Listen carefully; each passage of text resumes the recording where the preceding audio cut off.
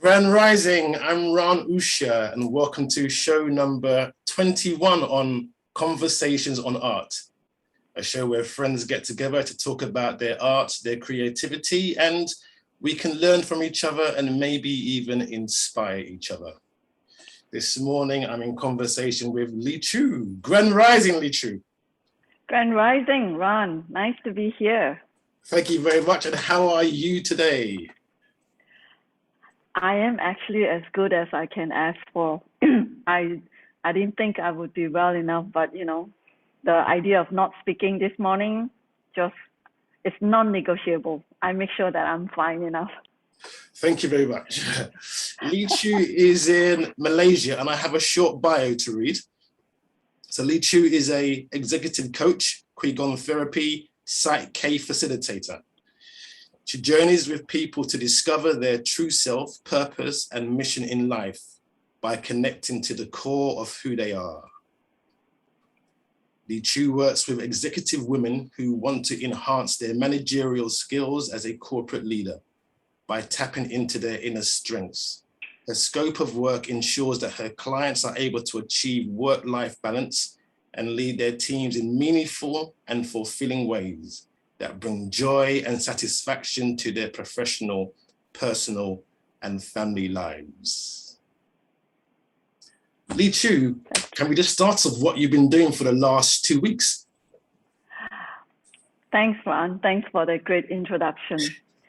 So right here, right now in Malaysia, the last 2 weeks, our COVID rates have been going up like crazy. But personally, on our side, we thank God for the blessing. We've all been well. We've been staying healthy and safe. And the last 2 weeks have been pretty exciting for us, as in we were launching our Women Leaders Program premiere. And this is the 3rd year that we are running it. And it was quite bumpy in the beginning, but we decided we needed to go ahead, and we're committed to the women who wants to do this work. So it was really, really exciting. And it's interesting. And for me, it was an honor to be with the women participants who had the courage to say, we want to do this. We really want to look at what more we can do to pace ourselves in this emerging world. So that was the 2 weeks for us in terms of work. In terms of my personal side, the last 2 weeks have been very reflective for me, as in there were a few incidents that was occurring at work and also at family time. It gave me a really good time to kind of like stop and pause and relook at where I am, what I stand for, what I care for, what am I willing to be deeply committed to. And I came away saying that this is a continuous journey, and relooking at my vision, what's my philosophy, what do I want to be committed to. And what was very interesting was, the work that we do a lot of women leadership development, leadership facilitation. We do a lot of organization strategy alignment, culture development. And ultimately, at the end of the day, I realized that what we are really doing is really developing a community. What came to me when I start to look at what's happening, what's happening in Afghanistan, what's happening in Myanmar, and how much do we care? When we know, just because we know something doesn't mean we are willing to do something about it. And as we look at the community, increasingly we are actually quite, alienated from each other. Technology that was meant to make life easy for us has somehow taken over our life. And I asked myself, what is missing? And how do we bring people back together? And I'm exploring. I'm not saying that this is my answer. I'm exploring, and I like to think I'm onto something. What that is, I feel is really missing is the feeling of community. When we don't have community in our heart, it is easy to do things for me and be very solo about it. Versus if we actually have a kind of a structure or a lifestyle that allowed us to build a community. And in that way, we can then start to develop relationship, develop the feeling of caring for each other. And I tell you why that came to me, Ran. And this brings to what I want to ask you. I'm very curious about your work with little kids, 3 to 4 years old, where you are actually working with them to meditate. My nephews stay with me. I have 2 nephews that stay with me, and because they're the youngest in my family, it's very easy to kind of like everything is centered around them, and even for the kids. But as the kids start to develop relationships with the neighbors, and my neighbors coincidentally have kids about their same age, they started to play with each other. And what happened was, a couple of days ago, my neighbor's daughter fell and injured her leg.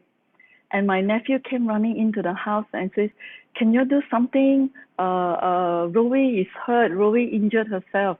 We need to." So I realized that that's the beginning of community.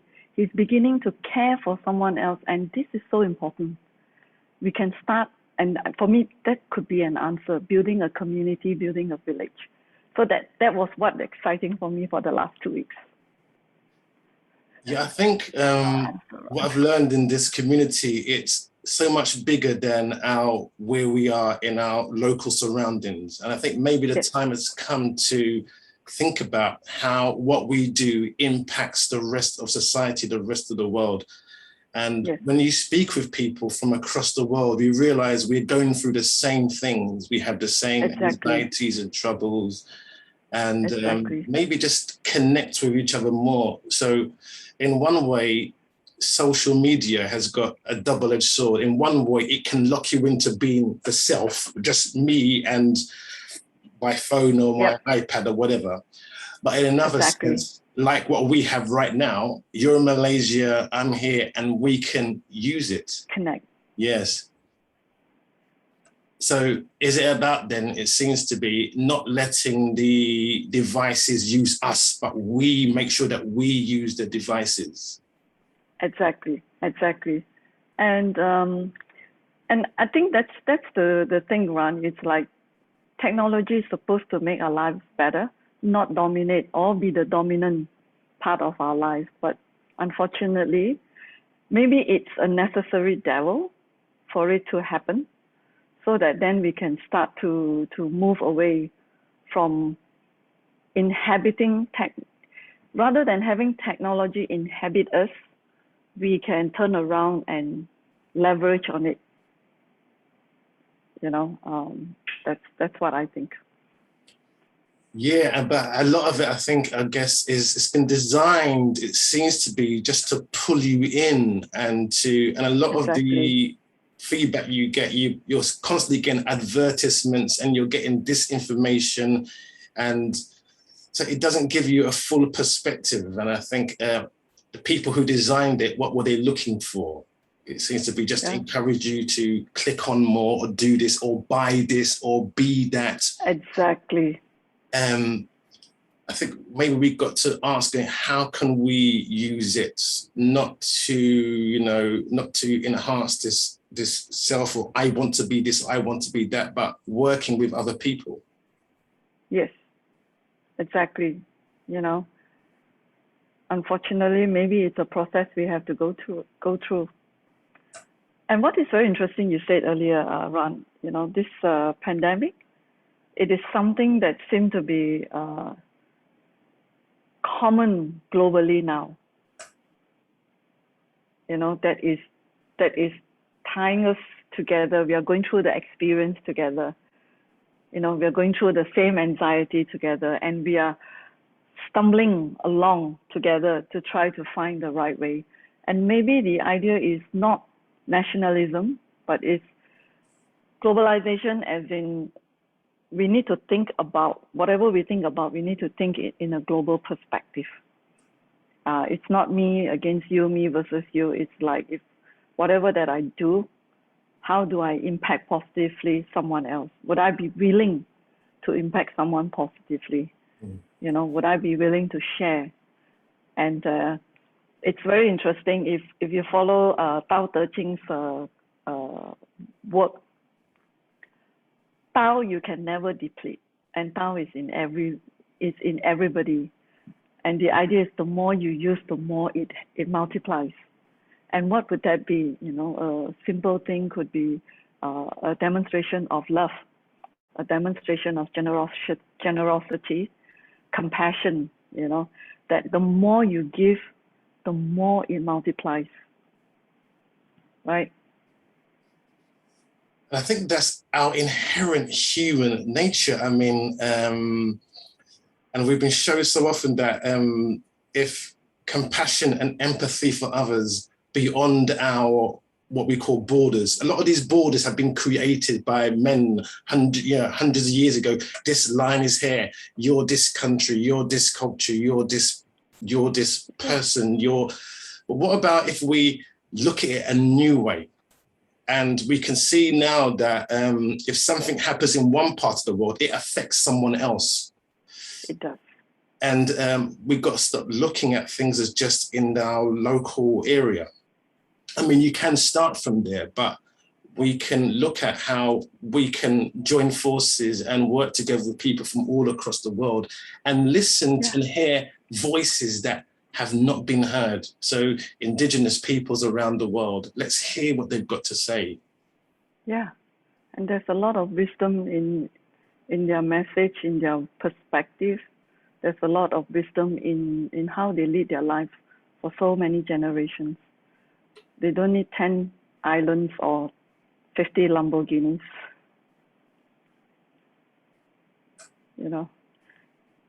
And so often, you know, so long their voices have been diminished. So whether it is people from around the world, women, Indigenous communities, Black people from around the world, their voices have not been listened to. And their voices are a lot of time caring for the environment, caring for the family. Yeah. Let's look at a new way of doing things. Maybe it's not to go with the establishment for how it is, but create a whole new way of being. That may be challenging at the beginning because the old structures may have to fall, but the old structures weren't working anyway. Right. Let's look at a new way. How can we care for the environment in what we do? If we're going to create something, does it impact positively on the environment? Right. Does it impact positively on, I may be here in London, but what about if I do a project, how does it impact people from the other side of the world? Yeah, exactly. You know, if we were willing to be mindful enough, and I think there's also, I'm not sure if the right word to use it is reverence. You know, when we start to honor everything that we have that was given to us as a blessing versus an entitlement, if we could adopt not an entitlement mentality, but one where we utilize whatever that was given to us with gratitude, with appreciation, and everything that was given to us is a blessing. And to know that whatever that we have is like it's a loan to us.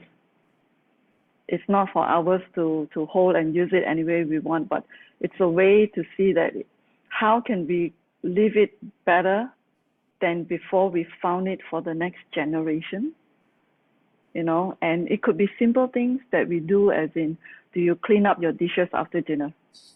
You know, do you leave the kitchen in a better place after you've cooked?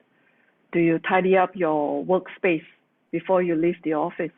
Do you honor the space that you have been given to work in the office? You know, even when we're using a pen, do we look at it as just something like a resource that I'm entitled to use, or do I give it thanks and gratitude for, you know, allowing me to be able to pen my ideas? I think when we start to have that reverence or that humility or that graciousness, not because I am on a high horse gracious, but that humility and the smallness of me, as in, I'm not the center of the universe. I am just a speck, and together, you know, how do we make this world a better place? By looking at closer to home. Mm-hmm. How do I speak to my neighbors? How do I speak to my boss? How do I speak to my employees? How do I speak to my team members? How do I honor them today? How do I honor my little kids today? When I walk on the grass, do I give thanks for the grass, for being there, giving me the oxygen? But we're so busy with our work life, we hardly have time to even sit down and have a sip. But even as we sit down and have a sip, in that 30 seconds, might we take time to give gratitude to the water that I'm sipping, to the cup that is holding the water? It's that little practice, I think, that can make a difference. You know, and after I'm done with the cup, am I willing to clean it, wash it, and put it away so that the space is available for someone else to use? Because I'm not entitled to own that place. You know. And I think that is taking meditation out of just, okay, by yourself, but meditation into every moment of your life. Every single thing you do is then a meditation, because like you said, the words of gratitude and compassion, and how a single smile to someone you don't know, how can that can be an extraordinary change. How just drinking, taking your time and sitting and drinking your water and acknowledging the water within you. Yeah. When you walk in the park and you see a tree, just to sit with it for a moment. Yeah.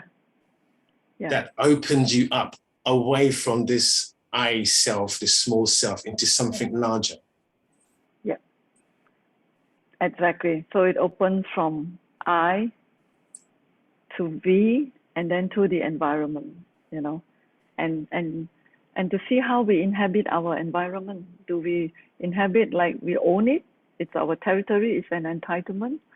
Or do we utilize it with honor and grace and gratitude? You know, with love and joy, and always, how do I leave it better than before I found it, or for the next person that comes in? You know, simple things like even those days in Malaysia is we haven't opened up yet.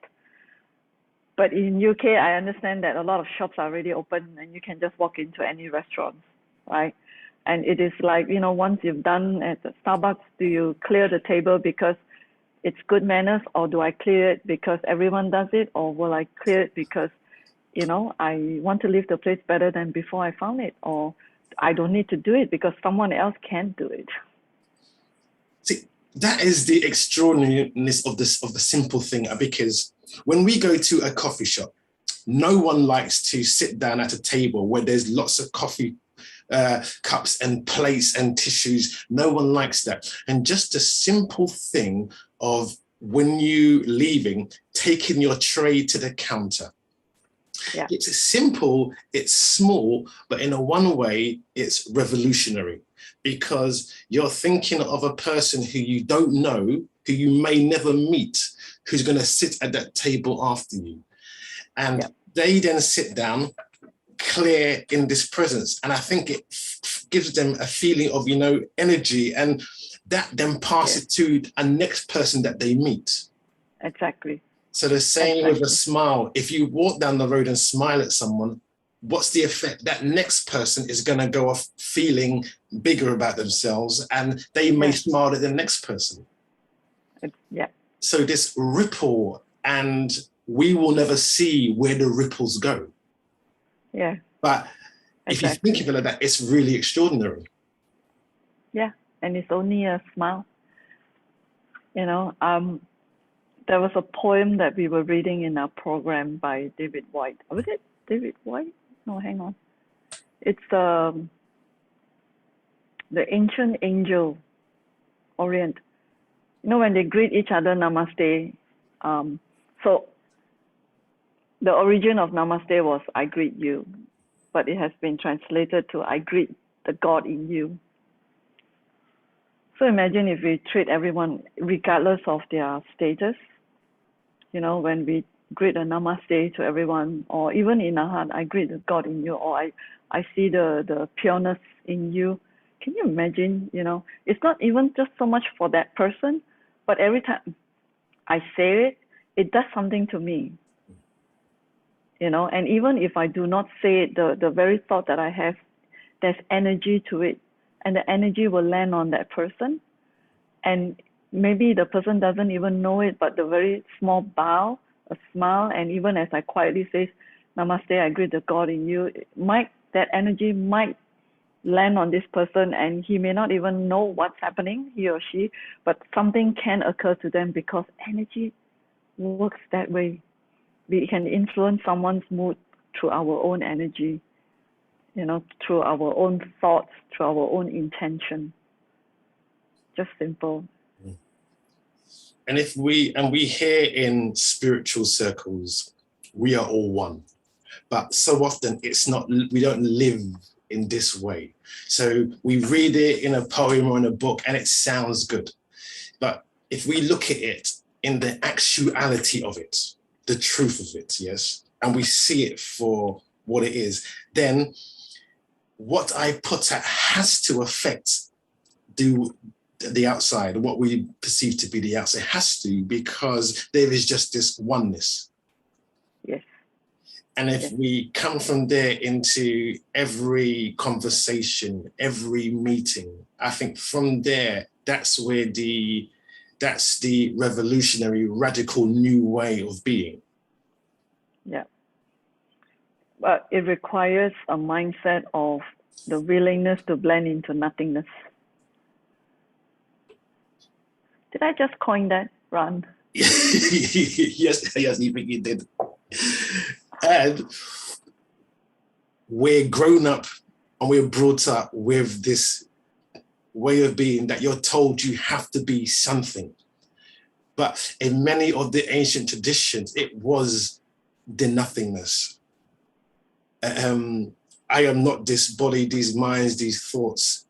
We're so much more than that. Yes. So we got on one stage, people growing up that they have to do this, have to be that, have to achieve that outside things to make me more. If we realize we already are that, we express it through our actions. There's a teacher called Neil Donald Walsh, and he says, what we've been doing is we do this thing to have this, to be something. But we should turn it upside down. And we said, be first. Being is first. And from the being, we do things from that. Then we have. Yes, exactly. We have a model that we use in our developmental program. It's called what we call be, do, have. So it's not, if I have this, it will allow me to do this and then allow me to be that person. We are saying cultivate the quality, or allow that your quality to shine as you unveil, so that then it impacts the action, because your thoughts will impact your action.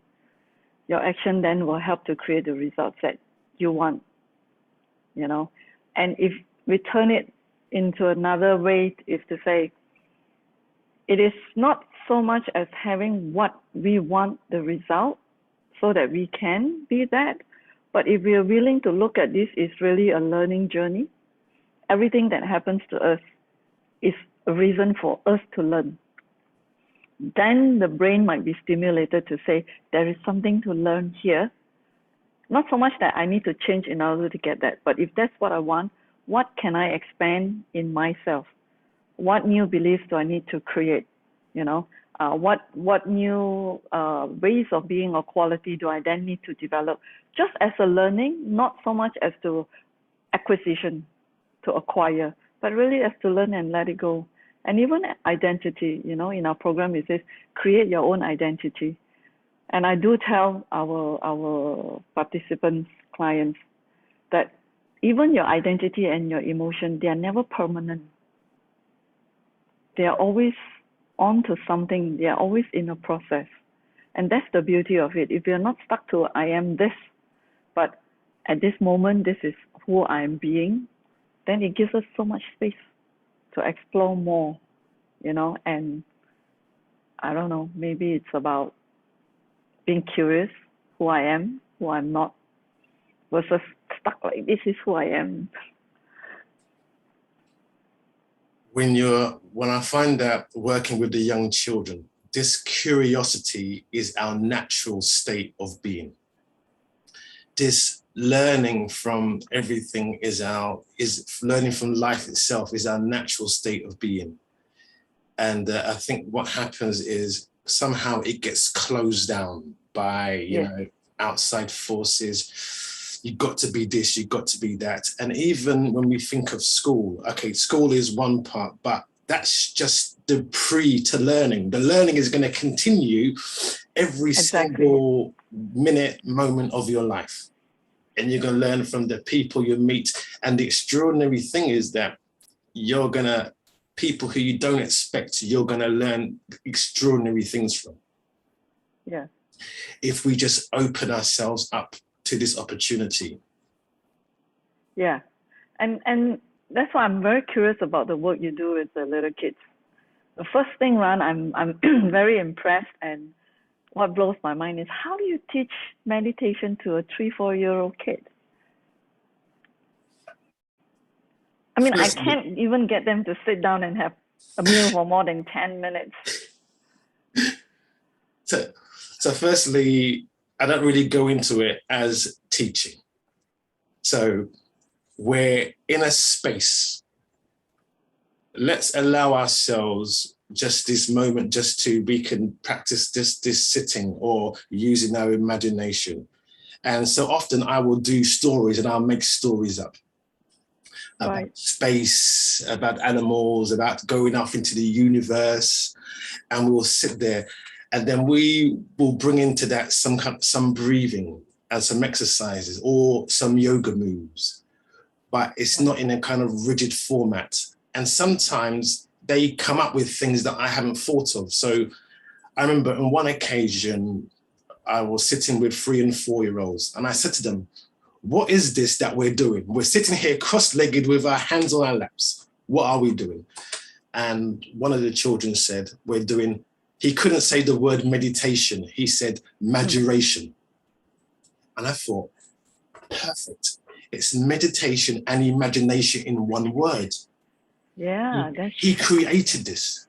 So now I call the class managerial. Managerial, nice. And I try to go with the flow. So sometimes I go with where they're going to take me. Some classes, it may be, we can go for 20, 25 minutes. Wow. On other days, it's only 10 minutes. You have to feel with where they're going and not be rigid into, it's got to be this way, it's got to be that way. Yeah. Sometimes we may do some drawing, some art. And the wonderful thing is, when we are together and we say, okay, let's draw. So, and a game I had the other day was we were in a jungle and we were meeting all these different animals. So I said, can you draw the animals? So I put on some music and I said, we have 4 minutes, small piece of paper, let's draw some animals. The amazing thing is that when I do this with 3- and 4-year-olds, I don't get back, oh, I can't draw, I'm not good at drawing, I can't do this, I'm not sure, what is this, can you do? It's just, let's do it. Yeah, and let's see what comes up. There's no right, there's no wrong. What has come through their imagination? And sometimes it's really amazing. And they might stand up and I say, oh, what have you drawn? And it may be squiggles and circles and oh, but this is a lion, this is a tiger. And the other day, one of them said, because we were talking about space, a lion went through a black hole in the universe and went into another universe. My goodness. And this is a 3-4-year-old kid. 3- or 4-year-old kid. Wow. That's amazing. Yeah. And so sometimes what I do is, I have books here on quantum physics. Yeah. So in the story, I might read something about quantum physics. Now, I don't truly understand it, but I will say it to them and talk about, the observer on the observed and what the mind is, but I do it in a playful way. And I know they don't get really what it's about, but it feeds the imagination. And who knows where they're going to go with it. Exactly. And, and I've seen over time how, just sitting and we might practice some breathing and we'll take our time. Some of them really seem to get into it, really enjoy it. And also, we go through life so often and we don't listen to our own breath. We take it for granted. We do. And if you think about our own breath, how it moves through the body, how it feels in our stomach, the tensions and stresses that we can feel, it becomes extraordinary, because I realized then, well, I can feel this tension in my hands, and they begin to feel, oh, wow, I can feel how I'm sitting. I can feel how I'm breathing. So it can become a kind of a game with them. They're actually observing how their breath impacts their body. Also, I've noticed that when I have teachers in the room who are watching, I've watched the effect on the teachers who are in the room. Immediately, it comes right down. Yeah.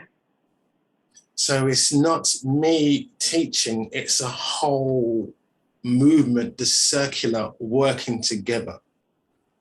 Yes. And I think often in this world, we've been taught that there has to be a teacher telling you what to do. Maybe the time has come to look inside of ourselves. What's my purpose? Why am I here? And I think you've gone into that as well.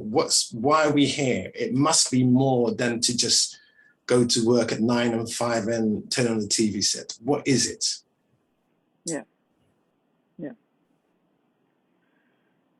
That's what's my purpose in life has always been what's driving me, helping, a lot of executives or anyone to find what's their purpose in life. I want to go back to what you were sharing about how the kids were able to observe their breathing and how it impacts even the teachers in the next room. And that's how the energy works. And in our program, and that's exactly what I say, I asked this question, what has breathing got to do with leadership?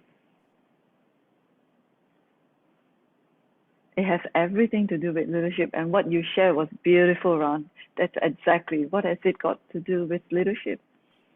Because when you're able to observe your breathing, that even the little kids were able to observe, they are sitting. That means that they are able to sense themselves. When we are able to sense ourselves, then our ability to sense our environment and others is enhanced. And that's how we can impact. And you demonstrated it, when your room is calm, the next room is calm. When you send positive thoughts to someone, when you send healing thoughts to someone, it works. It works. This. And we can take it out of just the word of okay, no, we are all one, like I said before. And if this is the case, and in our actual experience, it is the case, then whatever you do, I do, has to affect other people. I remember many years ago, I was in China, and I saw this guy, he was doing calligraphy with water with the mop on the floor. Mm-hmm. And LiiChu, it was the way he was doing it. So the focus, and of course, as he goes with the water, 2 minutes later, the water's dried up, but he's moved on. So to watch this person, and he got a crowd of people around him, but he seemed to be unaware. He was totally in the moment doing it. So this was maybe over 20 years ago. Wow. I still remember this person. I still remember his art, his creativity. I'm still inspired by what I saw. I still remember the feeling that I had watching him, as if I was part of it. I still remember that. And if this person who doesn't know me He never met me. And he's somewhere in the world right now and has no idea that we are speaking about him right now. What effect can these little things that we do have if we do it with honesty, integrity, and authenticity? Exactly. And sincerity. Yes. What you've just described, Ron, that's beautiful. And that's what we were saying earlier. It's being that impacts what you do, that creates the result. So it may be as much as what he was doing, but probably not as much as who he was being. It's that beingness, that quality that he has, like you say, authenticity, honesty, you know, his focus, who he was being impacts how he does what he was doing, creates the environment and the experience for you. That's how powerful. That's perfect description of ways of being. I'm going to borrow your story, Ron. Yeah, I mean, and there's this other instance when I was in China. I was in Xi'an, and there was a street cleaner, and these roads already looked immaculate. So I must say that to begin with. He was sweeping his street. I saw him go across the road, pick up a twig this big, put it in his bag, and carry on.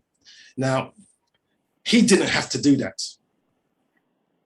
It was something so tiny that I didn't even see. For him, he did this.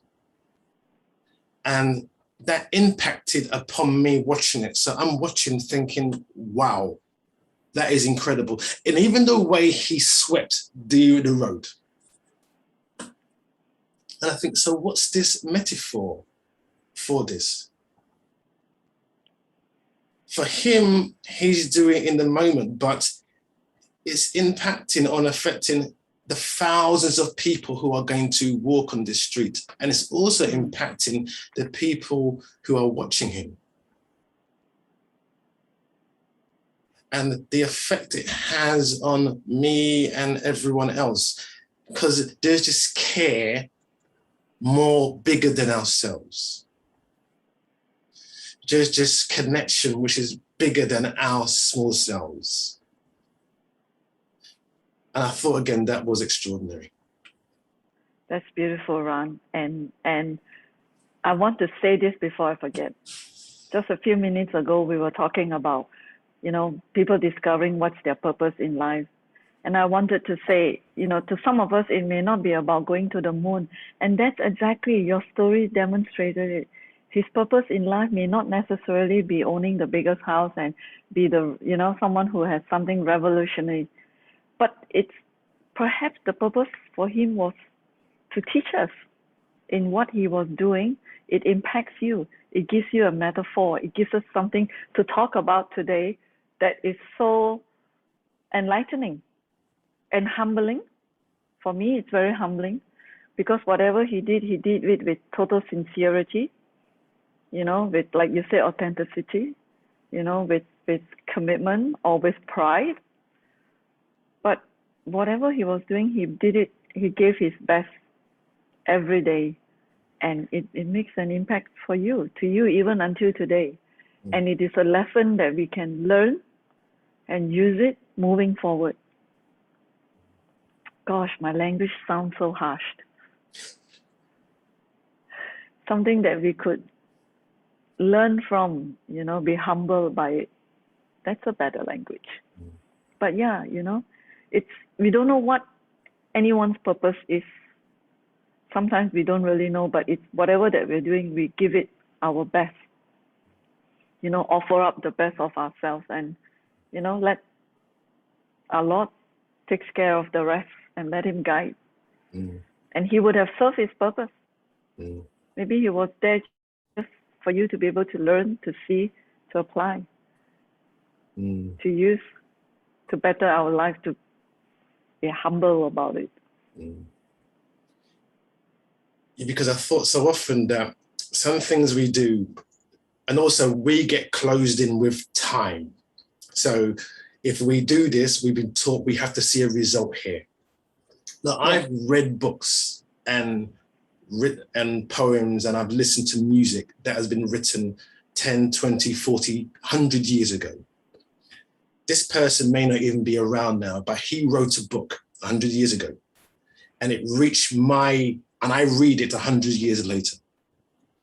So if we go outside of the concept of time and that we don't know what the outcome of what we do will be, it may affect somebody who's living in Mali, who we're never going to meet. Yeah. And then that brings in an extraordinariness of, it makes everything that you do extraordinary, even the tiniest little things, doesn't it? Because we don't know where it's going to go. We don't know who's listening to this conversation. We don't know what little bits they might get or might not get. Yeah. Yeah. And it's just allowing ourselves to be guided. And even sometimes increasingly this is happening for me. If I have a good thoughts, inspiring thoughts or inspiration, I'm getting more and more convinced in a way, I don't think it came from me, but it came through me. And that thought, that attitude or mindset supports what I said earlier about blending into nothingness, because then this vessel can fill up a lot more. But before I forget, I wanted to go into something you were saying about, if you don't mind, Ron, I just beef back and forth, about the oneness, if we are all one. There is a thought that I have. Very often there is a part of us that we resist. I'm sure we have friends, you have friends who say, I want to be cool and calm. I really don't like the part of me that is angry.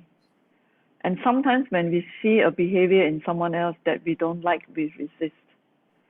And sometimes it is this very resistance that is an obstructing us from feeling the oneness with someone else, because we do not want to think we have that element. And it is that resistance that is separating us. What if we are willing to embrace that we do have that part? I was, many years ago, I saw this play, I'm not sure if I pronounced it properly, Les Miserables? Yes. Yeah. So, the Javert? Anyway, he was sentenced to jail for stealing a loaf of bread, right? And I think to myself, many of us would say, I would never steal. But I say, if I'm forced into a situation where I have to feed someone that is very close to me, I'd steal if I'm forced to, When I saw that movie many, many years ago, that was quite a big revelation to me. Like, yeah, when I saw that play, I realized that I could do it. So which means there is that part of me. What else that is so-called negative in me that I resist and I don't want for it to be revealed? And sometimes it is this resistance that stops us from embracing someone else. We think that we are different, but actually we have a little bit of everything of everyone in us, Can I be harsh? Yeah. Can I be gentle? Yeah. If I need to take certain action, might be, can I, I had a few events in my life that really got me off my high horse and eating humble pie. And I realized that it is, for me, it is God's way of really, dragging me off my high horse and said, yeah, we are not we are not shielded from certain actions, behaviors, values that is in us. And embracing that is very humbling. So that's where then, part of compassion comes in. When someone makes a mistake, when someone, sometimes they say when someone did us wrong, I have done a lot of wrong to other people. What makes me,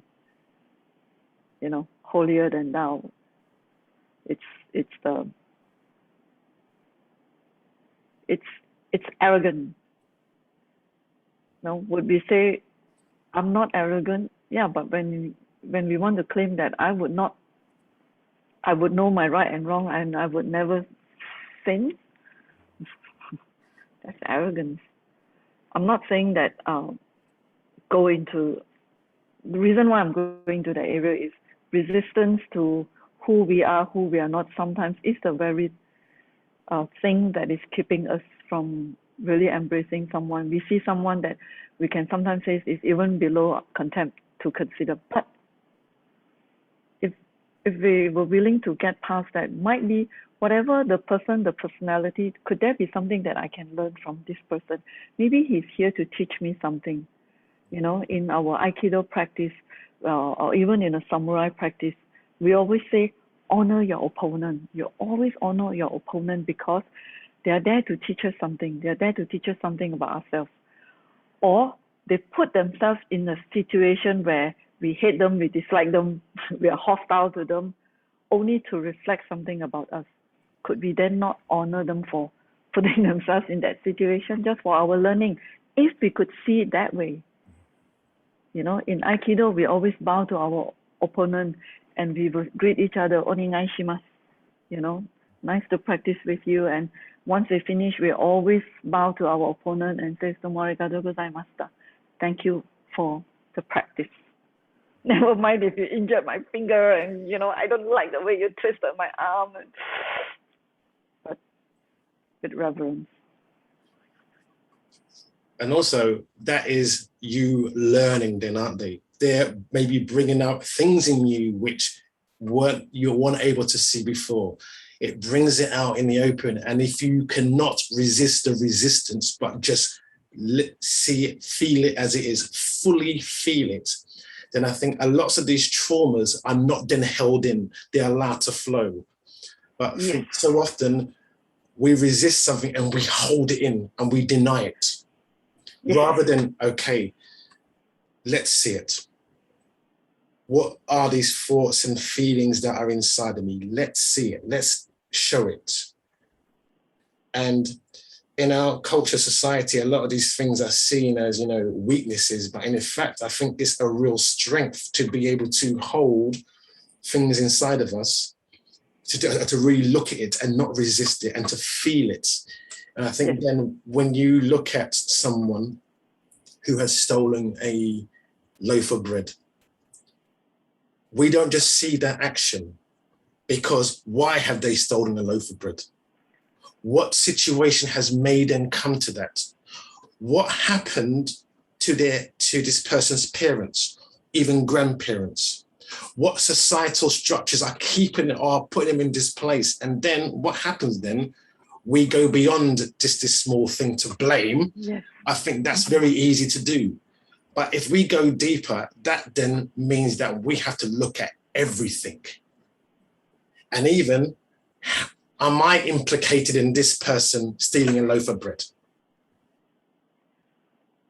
Do you know what? Is the way I'm living, meaning that for me, I can live and I can go to work and I can go to the shops and buy things, but does the way I'm living impact on someone else, somewhere else in part of the world, which means that for me to have something, they cannot?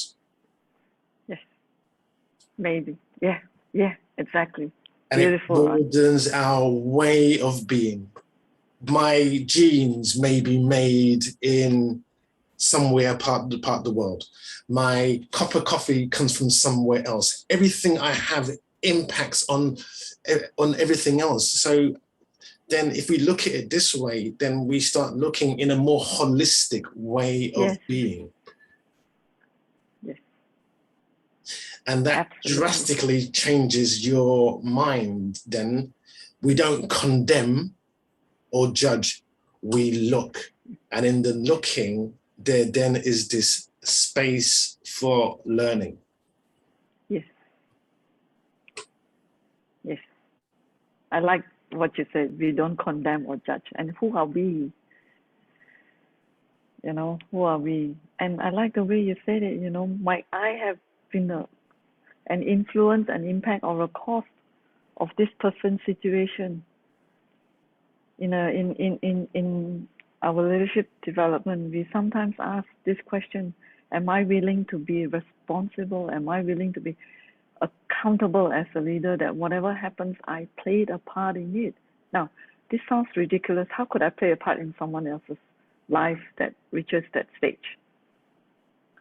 It is not so much the answer, but it's the question and the inquiry and the intent, you know, of staying in inquiry, in question, in curiosity about how might something that I have done or didn't do in my lifestyle, in my family, in the things that I do or don't do, in the things that I say or don't say, you know, that impacts this person.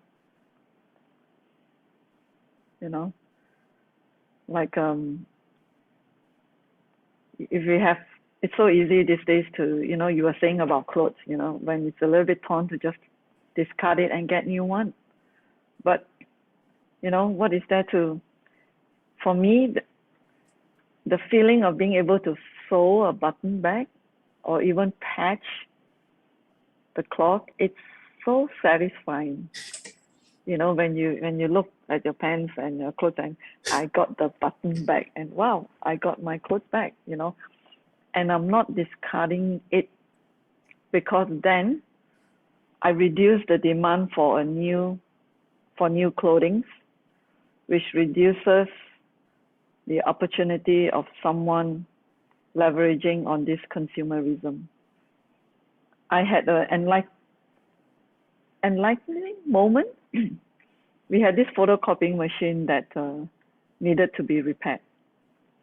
And for many years, you know, even for me, that in my, what's the word? When I'm not mindful about it, you know, when I'm not awake about it, it's easy to say it costs as much to repair as almost as much than to get a new one. Why don't I get a new one? And then someone said to me, maybe, LiiChu, but have you ever thought all you need to do is to repair and that whole machine stays with you? You're not filling it up in a landmine? Nor are you forcing someone to produce more of this when all you need is just to repair that part. First is the footprint. Second is the demand, the depletion of resources. And the other thing is having people to produce things at a more cheaper rate, and someone has to pay the price. It's easy to forget that someone has to pay the price because they are not sitting next to us, you know. It's easy to shut it out. It takes courage to include that in. Yeah, I'm not saying go out and change the world and everything, but it's just that one tiny bit. So now we have a photocopying machine that we're not replacing with a new one, getting it repaired. See, in a number of ways. So firstly, even the simple thing like the button, okay. So you've got a top and you've replaced the button. There's something that energetically then you have impacted onto what you're wearing. And it's unique to you. Just that simple thing of fixing a button, just that simple thing. The photocopy machine, then if it's repaired, then I think something in the workplace changes with that, because it's the same copy machine, but you'll see it every single day. And I think repairing it gives you an automatically feeling of care about it. Yeah. So care is now spread out. Yes. And on the first thing, then just by doing this, you haven't thought about the impact in the environment, but by being careful and compassionate with the photo, it has impacted the environment. And in another way, when we say change the world, it has changed the world. Just this little thing has impacted. Yeah. And so it's a little thing, but at the same time, it's an extraordinary thing. Yeah. Because there is less in the landfill wherever it's going. And the people now working with this machine know that it's been fixed. They will then care more about it in the workplace. Yeah. So I think on so many levels, it brings a connectiveness with all things. You're not just going to throw things away or discard them. And sometimes discarding is a kind of a mindset as well. So we're not going to just discard. We're going to look at it as things are. We're going to embrace things. We're not just going to throw something away, which is, we're going to, okay, you know what? So I like the old, I think it's, I can't remember the word now. In China, when they used to replace the plates with the gold filling, the gold lines, I can't remember what it's called. And they would replace, old pots, and they would make them beautiful again. And there's a term I like, I think it's wabi-sabi, I think it's from Japan, where they see the beautiful in broken or misshapen objects. Yes. Yes.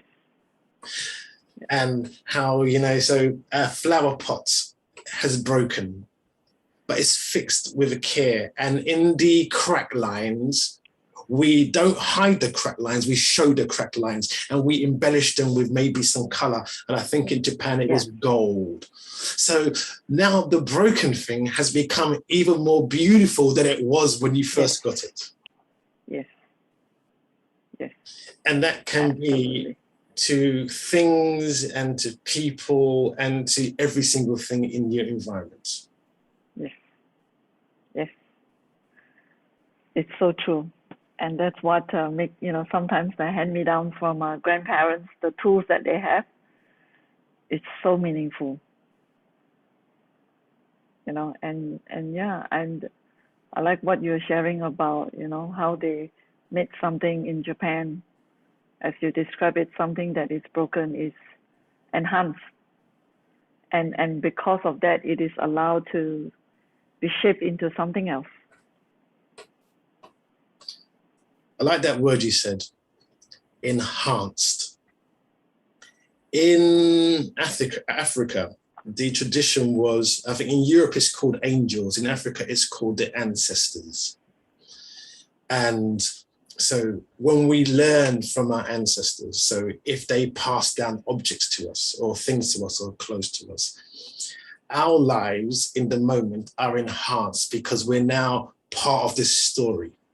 And also now we're learning from the past, a connectedness to our forefathers, our ancestors, So then that makes, then we become more than just flesh and bones that we see in front of us. As an actuality, we are the knowledge of our grandparents, great-grandparents, great-great-grandparents. We are what they learned and the mistakes they made and the joys that they had.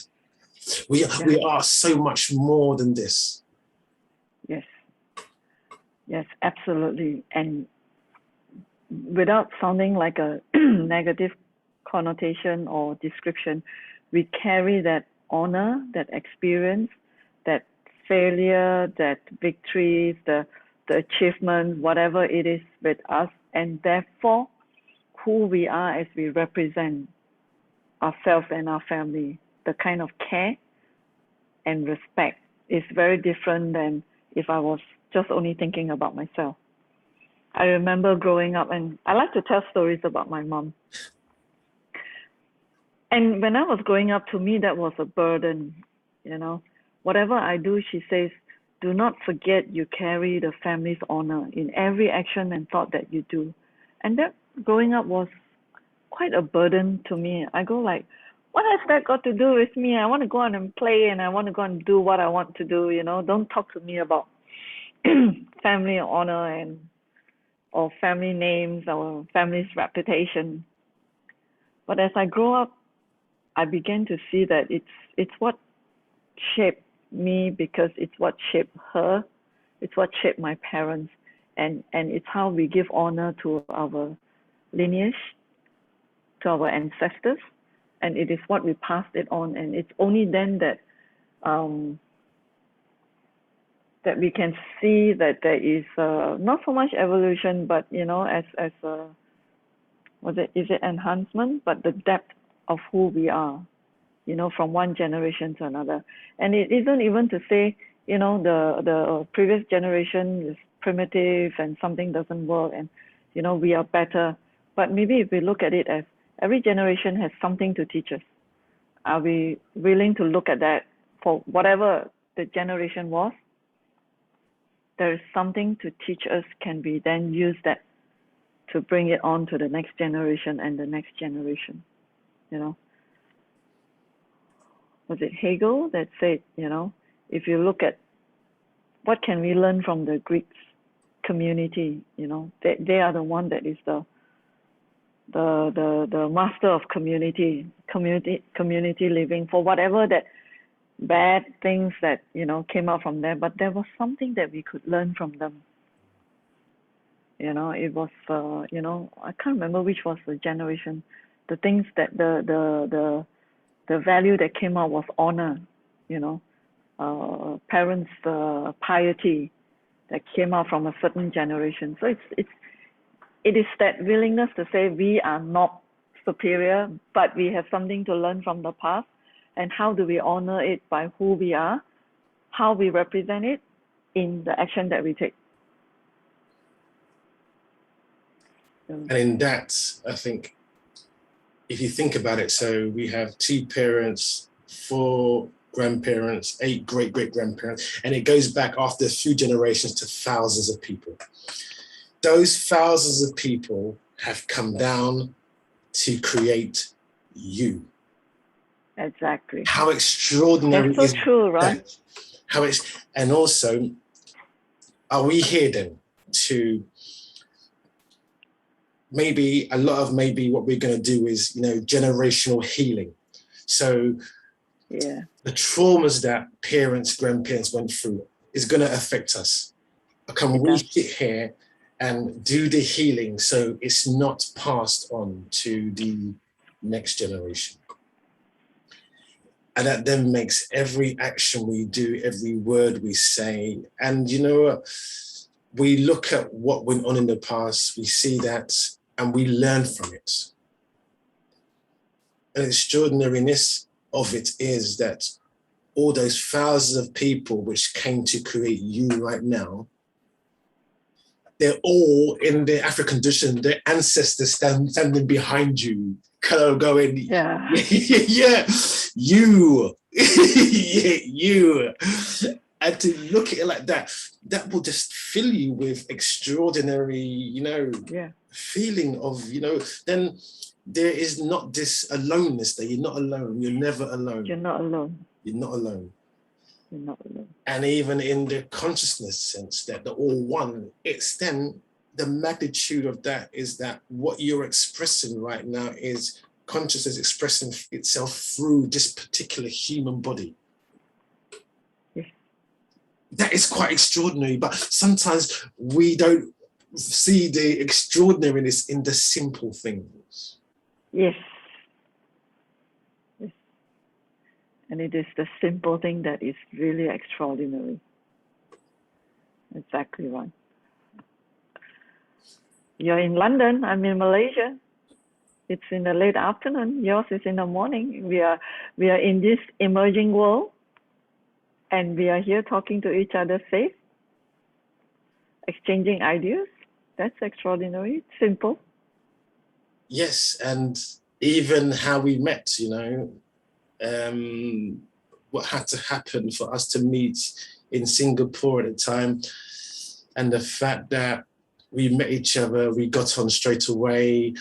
I think, it's wonderful, really. It's extraordinary. And, for us to be able to speak and have these conversations, it really does, see that, we have this amazing opportunity to do these things right now. Yeah. And we're learning from Band each other. together. Yes. Learn from each other, band together in its simplicity of life. I think that's a good way to leave it, the simplicity of life. LiiChu, it's been wonderful speaking with you. An absolute Same here, pleasure. thanks. I do love It's an honor for me. I do love our conversations. It's an honor for me, Ron, and this is such a great opportunity. Thank you. Yes, so I'm just going to say, I remember last time when we spoke, I think we were just going to have a 5-minute chat, and we were on the phone for we were on the phone for I think an hour and a half or something. Like that. Yeah. Every time we say 10 minutes, it ended up an hour and a half. LiiChu, thank you very much. Thank you. Okay, so this has been Ron Usha, Conversation on Art with LiiChu. Thank you, LiiChu, very much. It's been an absolute pleasure. And I'll see you soon. Thank you.